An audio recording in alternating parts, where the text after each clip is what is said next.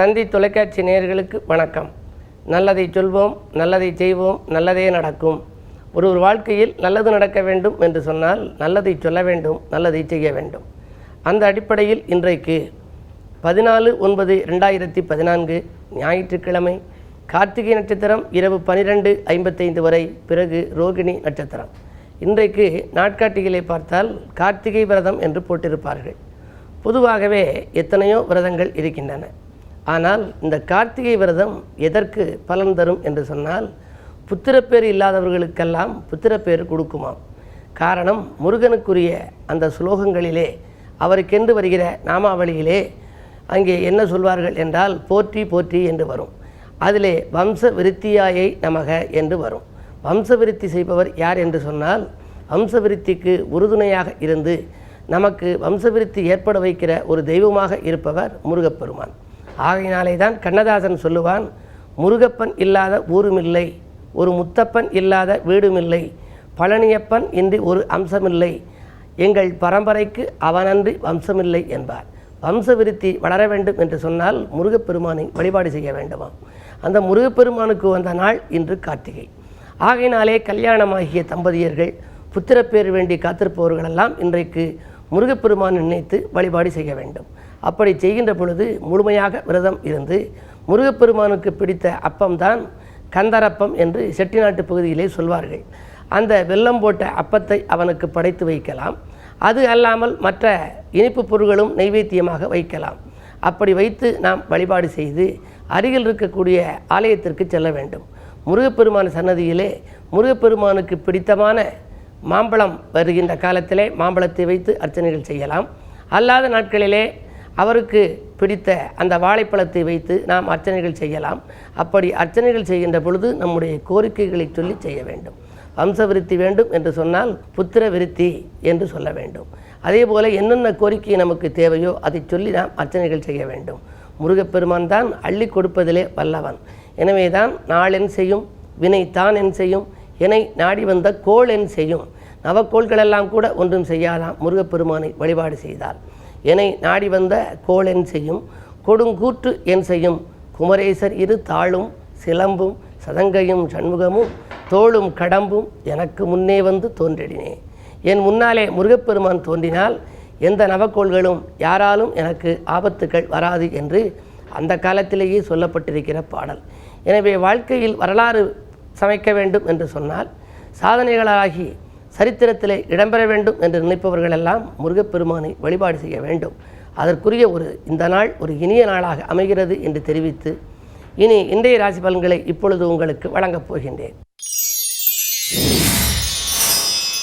மேசராசி நேயர்களே, உங்களுக்கெல்லாம் வள்ளிமணாளன் வழிபாட்டினால் வளர்ச்சியை கூட்டிக் கொள்ள வேண்டிய நாள். வருங்கால நலன்கருதி எடுத்த முயற்சிகளிலே உங்களுக்கு வெற்றி கிடைக்கும். ராசிநாதன் செவ்வாய் 8லே இருக்கிறார். எனவே ஆரோக்கியத்தில் கொஞ்சம் தொல்லைகள் ஏற்படலாம். மருத்துவ செலவு வரத்தான் செய்யும். இருந்தாலும் நீங்கள் ஆரம்பத்திலேயே நோய்க்கான அறிகுறி தோன்றும் பொழுதே பார்த்து கொள்வது நல்லது. வரவு திருப்திகரமாகவே இருக்கிறது. ரிஷபராசி நேயர்களே, உங்களுக்கெல்லாம் வேலவன் வழிபாட்டால் வெற்றிகளை வரவழைத்து கொள்ள வேண்டிய நாள். வீட்டுக்கு தேவையான பொருட்களை வாங்க முன் வருவீர்கள். ராசியிலே சந்திரன் உலா வருகின்றார். எனவே பயணங்கள் உங்களுக்கு பலன் தரும்.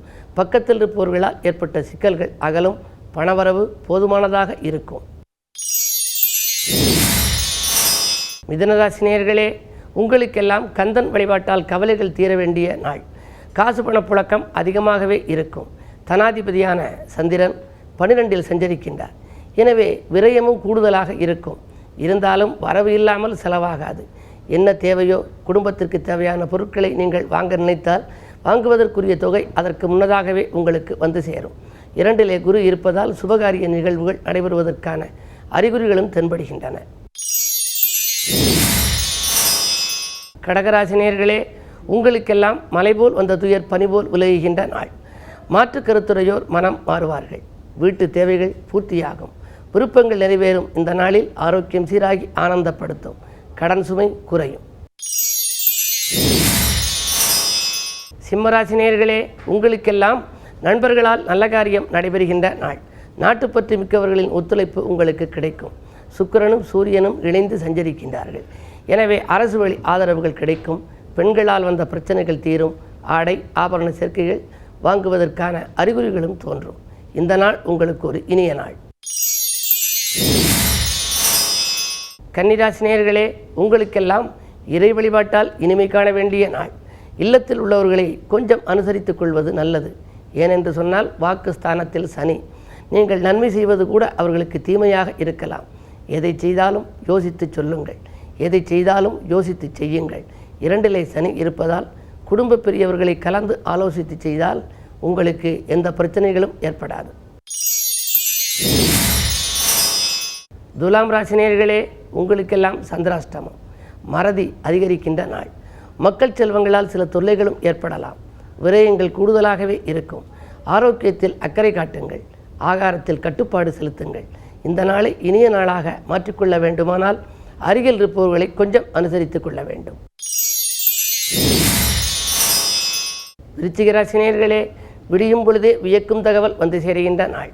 விரும்பிய காரியத்தை விரும்பியபடியே செய்து முடிப்பீர்கள். கந்தன் வழிபாட்டிலும் கவனத்தை செலுத்துங்கள். செவ்வாய் உங்கள் ராசியில் இருப்பதால் இடம் பூமி வாங்க எடுத்த முயற்சிகளில் வெற்றி கிடைக்கும். பாக பிரிவினைகள் சுமூகமாக முடியும். தொழிலில் எதிர்பார்த்தபடியே லாபம் கிடைக்கும். தனுசு ராசி நேயர்களே, பொது வாழ்வில் புகழ் கூடும் நாள். பொருளாதார நிலை உங்களுக்கு சிறப்பாகவே இருக்கிறது. குரு உச்சம் பெற்று 8லே மறைந்திருந்தாலும் கூட அதன் பார்வை பலத்தால் பயணங்கள் அதிகரிக்கும். பக்குவமாக பேசி காரியங்களை சாதித்துக் கொள்வீர்கள். நேற்று நடைபெறாத காரியம் இன்று நடைபெற்று மகிழ்ச்சியை வழங்கப் போகிறது.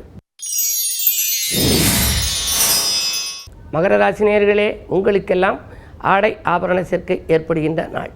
அலைச்சலுக்கேற்ற ஆதாயம் கிடைக்கும். 8லே சூரியன் இருப்பதால் அரசு வழியால் சில தொல்லைகள் உருவாகலாம்.